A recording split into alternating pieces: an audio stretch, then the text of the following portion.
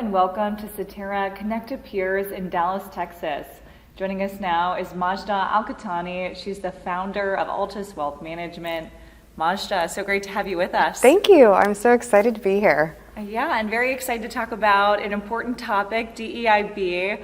For starters, would you mind just breaking down the different components of diversity, equity, inclusion, and belonging? Sure. So diversity, I think as it applies to finance or even as an advisor, you want to see a diverse group of people, whether it's men, women, people of color, different sexual identities. So, you want to have a broad swath, something that's representative of our country today. Equity, you just want to make sure that you feel like you're getting a fair shot, whether you're looking for advice, whether you're an advisor. And I think for me, the I and the B are the most important thing. You want to feel like you're included in the process, and you want to feel like you belong. Mm-hmm. So I think I've always thought of it as an advisor, right? Like I want to see a diverse group of advisors. I want to see that all of us are getting the same opportunities, that we feel like we have a home at Cetera. And I really feel like that's happening. But it's interesting when you think about it from a client perspective. When people are looking for financial advice, they really are sort of in this vulnerable state, right? They need help. It's hard to ask for help. It's like going to the doctor. Right. And you don't, exactly. And you don't necessarily want to share all of the intricacies or the things that maybe are embarrassing, like you haven't saved enough. And so I think when you're looking for an advisor, if I think of myself from the client perspective, I really want to be with an advisor that I can share everything with, that maybe I don't have to explain everything about my story to.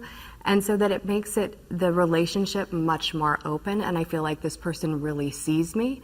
They're not necessarily blinded by, well, I'm trans, and so that person doesn't understand me. That they're really open to who I am as a human being, and I have a place at the table. Mm-hmm. And including you in the process as well. Right, absolutely.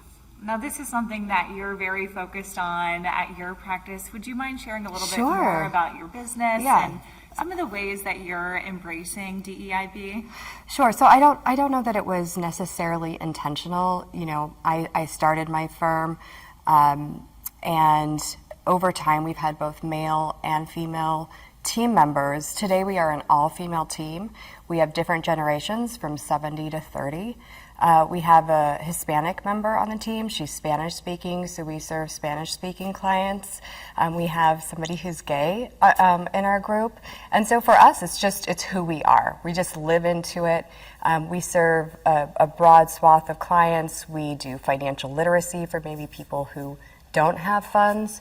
And we're just really open. I don't think people feel like they have to be at a certain status to come and see us. It's just sort of an open door policy. Whoever you are, we welcome you.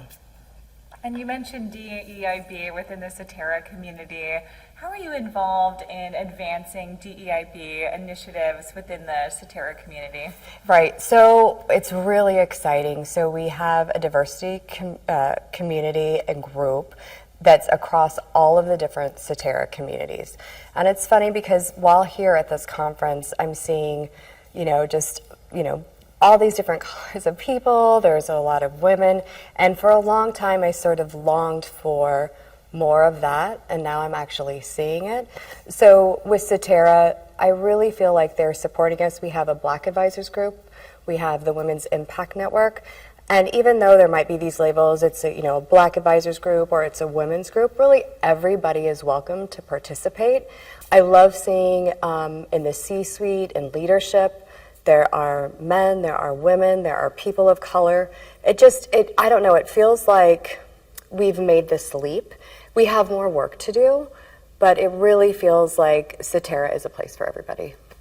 You raise an important point too with the women's group, not necessarily being all women, the importance of allies in these communities. Absolutely. As well. Right. So we actually have been thinking about maybe even putting together an allies group. Oh, wow. That's a great idea. Right. So we just want to make sure that just because there are these particular groups, you can't necessarily make a group for every single, every single group, right?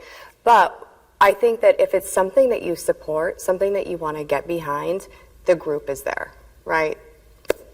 And finally, Majdah, you have attended several of these events. Would you be able to share any personal experiences or examples of what it's like being here at Satara's events? Yeah, we haven't been together for a long time, right? So it's wonderful to see.